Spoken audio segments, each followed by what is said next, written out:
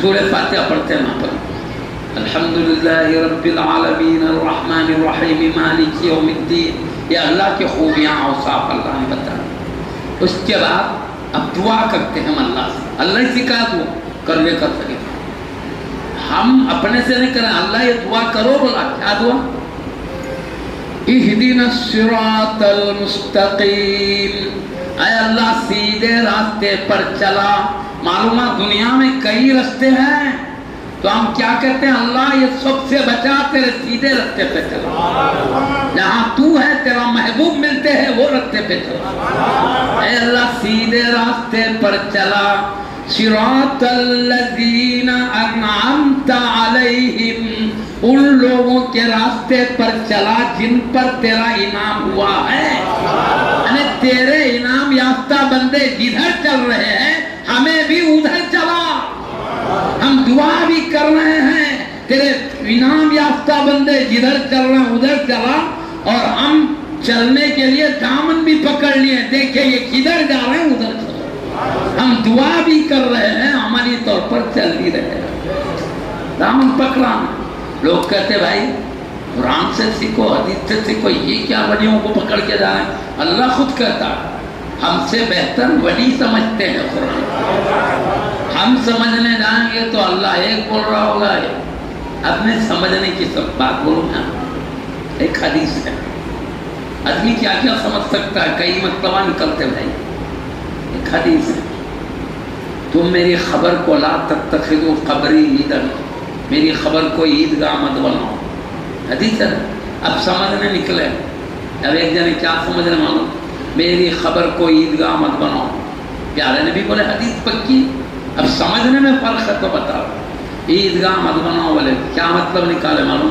عیدگاہ میں جیسے ہو نمازیوں کا ہجوم ہوتا ہے، کثیر لوگ جمع ہوتے ہیں عیدگاہ میں، میری بارگاہ میں کثیر لوگ جمع نہ ہو، نصیحت کر رہے تھے۔ اب اس سمجھ میں بھی آتا نا، رہے ہو صحیح، عیدگاہ میں بہت لوگ نہ ہوتے، میری بارگاہ میں خوب لوگ مت جمع ہو، جیسا عیدگاہ میں جمع۔ ایک صاحب یوں سمجھ رہے ہیں، سمجھ رہے ہیں؟ اب سمجھ کے کیا کریں، وہاں جمع نہیں ہونا ہے، اب اپن نہیں جمع ہونا تو پیارے نبی کیا بول رہے مانو، من حج ولم یزرنی فقد جفانی، جو حج کرے میرے خبر کی زیارت نہیں کیا تو میرے اوپر ظلم کیا بولے۔ ارے حج کا سلیقہ تو ہم نے ہی تو سکھایا، اللہ نے غیرت میں سکھایا، مجھے تو ذریعہ بنایا ہے، مجھ سے سیکھ کر مجھے منہ موڑ کے جا رہا ہے، میرے پہ ظلم نہیں ہے، کیا ہی مطلب؟ اب حج کریں گے تو کیا ایک آدمی حج کرے گا؟ لاکھوں کریں گے جی، پوروں کا حج ہوگا، لاکھوں کا، پورے لاکھوں لوگ مل کے آئیں گے نہیں زیارت کریں۔ اب انہوں حدیث سنا رہے میرا خبر میں ہجوم مت بناؤ بولے پیارے نبی، بولے میری خبر کو عیدگاہ مت بناؤ، عیدگاہ میں جیسے کثیر لوگ جمع ہوتے مت ہو۔ پھر یہ حدیث پر عمل کرنے کے لیے حاجی صاحبان ایک لائن لگا کے جائیے، وہ کب تک حج کرے، پھر سال آج تک بھی نہیں ہوتا ہو، ایک ساتھ جانا پڑے گا نہیں پڑے گا، جب ایک ساتھ گئے تو ہجوم نہیں ہوگا۔ تو پیارے نبی بولے حج کرتے میرے پاس ہو تو لاکھوں لوگ ہی جائیں گے نا، لاکھوں لوگ حج کرو۔ اب ادھر بولے اتنے مت جمع ہو، جڑ رہا مطلب ہے ایسا مطلب نہیں ہے، دکھنے میں اچھا ہی دکھ رہا، عیدگاہ کی طرح مت بنا لو، وہاں کا سب بہت لوگ جمع ہوتے ہیں، دکھنے میں اچھا ہی دکھ رہا، عربی صحیح بولا بیٹھے نا۔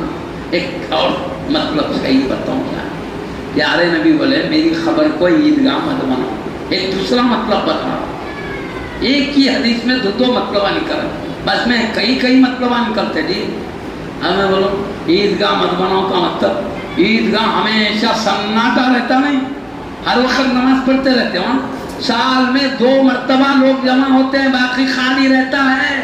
تو پیارے نبی کریں عیدگاہ کی طرح میری بارگاہ سناٹا نہ رہے، بلکہ ہمیشہ دربار میں حاضر ہو کر استفادہ کرتے رہو، عیدگاہ کی طرح خالی مت رکھو، یہ مطلب ہے نہیں؟ سمجھ میں آ رہی ہے بات؟ اب کبھی خالی رہتی بھی بارگاہ، لاکھوں علماء نے مصطفیٰ موجود، ابھی ایک ہی حدیث کے 2 مطلب نکل رہے نہیں، وہ سمجھ خود سے سمجھنے گئے تو پھٹکیاں ہوتے، دیکھو اللہ والے سمجھائے تو صحیح بات سمجھاتے ہیں، اس لیے ہم خود سے نہیں سمجھتے ہیں، ولیوں سے سمجھتے ہیں، اس لیے غوث پاک اسی لیے غریب نواز ہیں، یہ اللہ کے حبیب کی صحیح مراد سمجھانے والے، خود بھی صحیح سمجھے، ہم کو بھی صحیح سمجھانا۔